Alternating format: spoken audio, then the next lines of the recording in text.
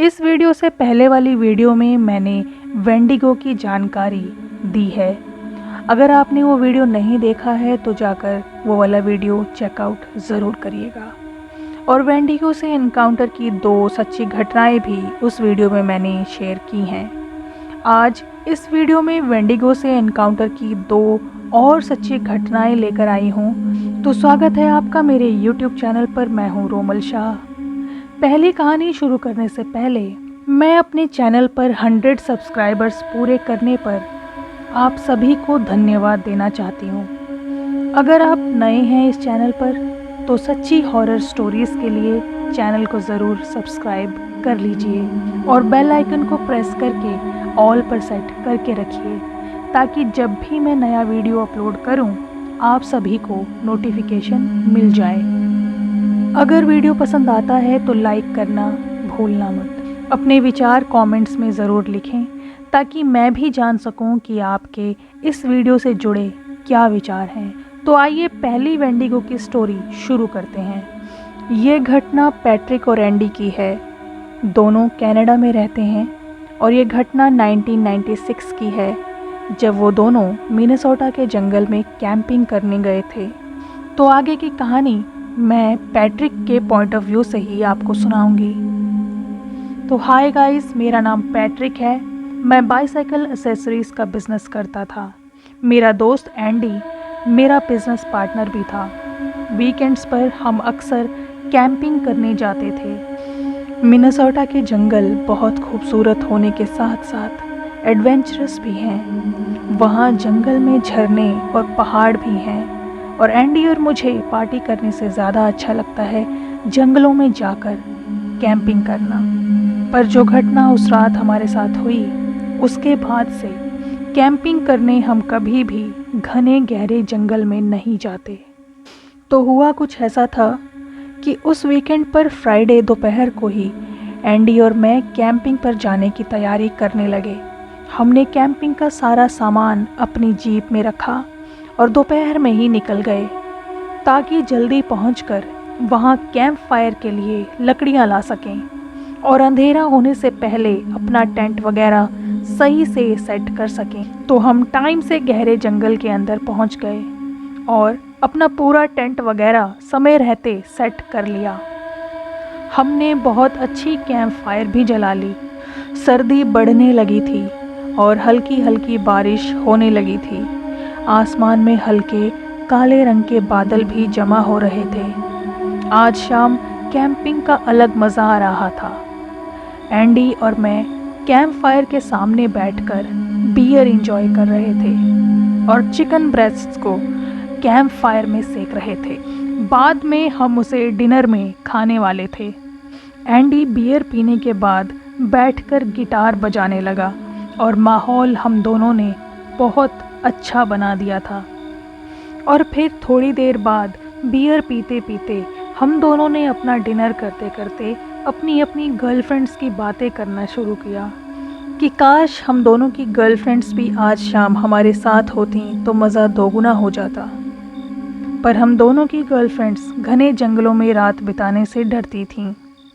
हम डिनर करते वक्त अपने टेप रिकॉर्डर पर रोमांटिक सॉन्ग्स सुन रहे थे। सच कह रहा हूँ, एंडी और मैं अपनी गर्लफ्रेंड्स के बारे में यही कह रहे थे कि उन दोनों ने आज की ये मस्त शाम मिस कर दी। तभी अचानक एंडी चौंका और मुझसे कहने लगा कि सुनो पैट्रिक, मेरी गर्लफ्रेंड लिंडा की आवाज़ आ रही है। मैंने मजाक में कहा, तुम्हें अपनी गर्लफ्रेंड की कुछ ज़्यादा ही याद आ रही है, लगता है तभी तुम्हें उसकी आवाज़ सुनाई दे रही है। लिंडा यहाँ कहाँ से आएगी अचानक?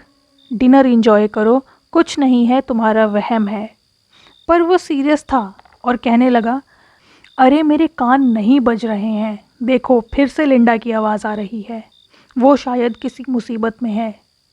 तभी झील के पानी में अचानक हलचल होने लगी और लिंडा की आवाज़ मुझे भी सुनाई देने लगी। वो कह रही थी, बचाओ मुझे, मैं झील में डूब रही हूँ, एंडी जल्दी आओ। तभी हम दौड़कर झील की तरफ गए। वहाँ जाकर हमने देखा कि झील बिल्कुल सुनसान पड़ी थी। वहाँ ना कोई हलचल थी, ना ही लिंडा वहाँ पर थी। हम दोनों को यही लगा कि हम दोनों को नशे की वजह से भ्रम हुआ है। फिर हम दोनों एक दूसरे के कंधे पर हाथ रख के अपने कैंप में वापस आ गए। एंडी और मेरा एक ही टेंट था, हमें उसी में ही सोना था, तो हम सब कुछ समेट कर कैंप में सोने की तैयारी करने लगे। नशे के कारण हम दोनों की आंख लग गई और हम सो गए। बीच रात में एक भयानक रोने की आवाज़ से हम दोनों उठ खड़े हुए। वो रोने की आवाज़ मेरी गर्लफ्रेंड नैन्सी की थी। मैं एकदम घबरा गया क्योंकि वो कोई भ्रम नहीं था। मैं टेंट से उठकर बाहर जा ही रहा था कि एंडी ने मेरा हाथ खींचकर मुझे वापस टेंट के अंदर खींच लिया। उसने धीरे से मेरे कान में कहा, पैट्रिक ध्यान से सुनो, टेंट के बाहर बहुत भारी कदमों की आवाज़ आ रही है। और पहले लिंडा की आवाज़, अब नैन्सी की आवाज़। ये ज़रूर कोई रहस्यमयी छलावा है। मेरी बात मानो, हमें टेंट में ही रहना चाहिए, बाहर खतरा हो सकता है। सवाल ही पैदा नहीं होता नैन्सी का इस वक्त यहाँ होना। तो मैंने पूछा, अब क्या करें, ये क्या हो सकता है जो हमारी गर्लफ्रेंड्स की आवाज़ निकाल रहा है? तो एंडी ने कहा, जो भी है, सुना है जानवर आग से दूर रहते हैं, पर हमारा कैंप फायर भी अब बुझ चुका है, इसलिए वो हमारे टेंट के बाहर आसानी से चहलकदमी कर रहा है। अपनी राइफ़ल निकालो और हमले के लिए तैयार रहो। मैंने धीरे से अपनी गन निकाली और हमले के लिए तैयार हो गया। हमें उस जानवर की तेज़ तेज़ सांसों की आवाज़ आ रही थी। वो जब टेंट के एकदम बाहर था तो उसकी सांसों से टेंट भी आगे पीछे हिलता महसूस हो रहा था। मैंने टेंट की जिप धीरे से खोली ताकि बाहर झांक कर देख सकूं कि आखिर वो क्या था। जैसे ही मैंने थोड़े से किनारे से देखा तो मैंने देखा कि वो टेंट के एक कोने में खड़ा था। वो एक बड़ा भयानक सा दिखने वाला जानवर था। उसकी सींगें कई सारे ब्रांचेस में बंटी हुई थीं। बाकी उसका शरीर करीब 10 फुट लंबा रहा होगा। एक बड़ी गंदी बदबू आ रही थी उसकी वजह से। वो पहले तो 2 पैरों पर ही खड़ा था और न जाने सामने टेंट से दूर क्या देख रहा था। अचानक पलक झपकते वो 4 पैरों पर बड़ी तेज़ी से भागता हुआ गया। उसने किसी जानवर पर निशाना साध रखा था। पलक झपकते उसने उस पर झपट्टा मार के उसे अपने मुंह में दबोच लिया। वो शायद एक कायोटी था जिसको उसने शिकार बना लिया था। वो कायोटी बड़ी बुरी दर्दनाक आवाज़ में दर्द से चीख रहा था, पर जैसे ही वो उसे अपने मुंह में रखकर जंगल की तरफ भागा तो उस बेचारे शिकार बने कायोटी की आवाज़ भी मरने की वजह से ख़त्म हो गई। एंडी ने भी उस वक्त तक वो सारा मंज़र झांक कर देख लिया था।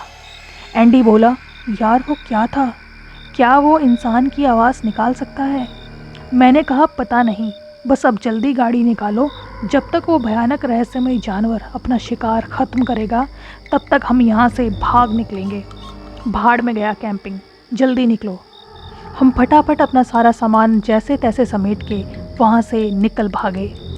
वापस आकर हम दोनों ने अपनी अपनी गर्लफ्रेंड्स को कॉल किया तो पता चला कि वो तो अपने अपने घरों में चैन से सो रही थी। जब बाद में हमने उन्हें पूरी घटना बताई तो लिंडा ने कहा कि वो भयानक रहस्यमयी जानवर और कुछ नहीं बल्कि एक वेंडिगो था। तो ये थी पहली सच्ची घटना वेंडिगो को देखे जाने की। एक और सच्ची घटना है नॉर्थ अमेरिका के घने जंगलों में एक फॉरेस्ट रेंजर का सामना एक वेंडिगो से हुआ था। आपको वो कहानी मैं उसी फॉरेस्ट रेंजर के पॉइंट ऑफ व्यू से सुनाती हूँ। तो हेलो दोस्तों, मेरा नाम रॉनी है। मैं सस्केचुएन में फॉरेस्ट गार्ड का काम करता था। मैं एक फॉरेस्ट रेंजर था। ये घटना 1987 की है, जब मैं अक्सर जंगल में शाम तक गश्त लगाता था और वहाँ कैंपिंग करने वालों को जंगली जानवरों से बचाव और आत्मरक्षा की ट्रेनिंग भी देता था। पर एक रात मुझे ऐसी चीज़ से सामना करना पड़ेगा ये नहीं सोचा था। सस्केचुएन में जंगली जानवर रहते थे पर वो इतने ख़तरनाक नहीं थे। शाम पड़े जब मैं अपने साथी ऑफिसर्स को जंगल की गश्त लगाने के लिए साथ ले जाता था तो कभी कोई परेशानी नहीं हुई। एक शाम की बात है, मेरे साथी ऑफिसर की बेटी का बर्थडे था तो वो उस दिन शाम को मेरे साथ गश्त लगाने नहीं गया। वो दोपहर में ही अपने घर चला गया था। मैं अकेले ही जंगल में अपनी पुलिस की जीप में जंगल का गश्त लगाने गया। मुझे रात को अपने साथी ऑफिसर के घर पर ड्रिंक पार्टी के लिए 9 बजे से पहले पहले पहुंचना भी था, तो मैंने सोचा आज वक्त रहते अंधेरा होने से पहले जंगल से वापस आ जाऊंगा। पर मैं गहरे जंगल में दाखिल हो चुका था और वापस आने में देर हो गई। अंधेरा हो चुका था। मुझे उस समय टॉयलेट आया और मैं अपनी जीप रोककर थोड़ा अंदर जंगल में टॉयलेट के लिए गया। मेरी गन भी मेरे पास थी और टॉर्च भी। सेफ्टी की टेंशन नहीं थी, तो एक पेड़ के किनारे खड़ा होकर मैं टॉयलेट करने लगा। जिस पेड़ के नीचे मैं खड़ा था वहाँ उस पेड़ के ऊपर टहनियाँ ज़ोर ज़ोर से हिलने लगी और एक बच्चे की अजीब से रोने की आवाज़ आने लगी। मुझे लगा कोई जंगली बिल्ली होगी जो रो रही है, इसलिए मैंने ज़्यादा ध्यान नहीं दिया। मैं टॉयलेट करके जब पीछे मुड़कर जाने लगा तो उसी पेड़ पर से एक औरत की रोने की आवाज़ आने लगी। मुझे काफ़ी हैरानी हुई। मैंने टॉर्च की रोशनी ऊपर पेड़ पर डाली तो जो मैंने देखा वो मैं कभी नहीं भूल सकता। पेड़ पर एक अजीब सा दिखने वाला जानवर बैठा था। उसके सिर पर हिरन जैसे सींग थे और शरीर पर बहुत मोटे मोटे कांटेनुमा उभार थे। वो गहरे काले रंग का जानवर था। उसके हाथ पैर किसी इंसान जैसे थे। उसके दांत बहुत बड़े और नुकीले थे। आंखें गहरे लाल रंग की थीं। वो करीब 5 फुट का रहा होगा सिर्फ, लेकिन उसे देखकर बहुत डर लग रहा था। उसके हाथ पैरों के पंजे काफ़ी बड़े थे और नुकीले नाखून थे उसके। वो जानवर बड़ा भयानक सा था। देखते देखते वो उस पेड़ से दूसरे पेड़ पर छलांग लगाकर बैठ गया। शायद वो टॉर्च की रोशनी सहन नहीं कर पा रहा था। जैसे ही वो दूसरे पेड़ पर कूदा, मैंने फिर से टॉर्च की रोशनी उस पर डाली। इस बार उसने एक औरत की आवाज़ में भयानक चीख मारी। मैंने उस पर गन के 4 राउंड फायर कर दिए। वो कूद कर सीधा नीचे आ गया और मैंने उसके पैर पर तब 4 राउंड फायर फिर से कर दिए। इस बार शायद उसके पैर पर गोली लग गई थी। मैंने देखा उसके पैर से हरे रंग का कुछ लिक्विड सा बाहर आ रहा है। वो लंगड़ाते हुए मेरी तरफ दौड़ने लगा। मैं घबराकर वहाँ से भागता हुआ आकर अपनी जीप में बैठा। जीप फटाफट स्टार्ट करके वहाँ से मैं भाग निकला। मैं सीधा फॉरेस्ट रेंजर्स गार्ड हाउस में आकर रुका और आकर पूरी घटना की जानकारी अपने सीनियर ऑफिसर को बताई। उसने मुझे अपना मुंह बंद रखने को कहा और कहा कि मैं इस घटना के बारे में किसी और से ना कहूँ। मैं इस बात से हैरान था। अगले दिन फॉरेस्ट रेंजर्स का पूरा जत्था उस जगह पहुंचा और पूरे इलाके में कैंपिंग करना वर्जित घोषित कर दिया गया। वहां से अब मेरी ड्यूटी भी हटा दी गई और उस इलाके के बाहर फॉरेस्ट गार्ड्स को तैनात कर दिया गया।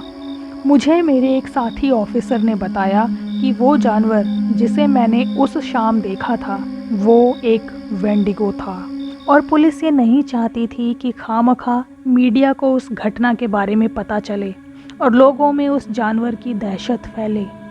वहाँ आदमखोर भालू पाए गए हैं, ये न्यूज़ मीडिया को बताई गई, पर मुझे पता है कि वहाँ आदमखोर भालू नहीं बल्कि वेंडिगोस रहते हैं। मैं अपनी पहचान छुपाकर रेडिट पर ये पोस्ट कर रहा हूँ। तो ये थी वेंडिगो से जुड़ी दूसरी सच्ची कहानी। आपको कैसी लगी ये दोनों स्टोरीज़ मुझे कमेंट्स में ज़रूर बताइएगा। अभी के लिए ये वीडियो यहीं समाप्त कर रही हूँ। जय माता दी।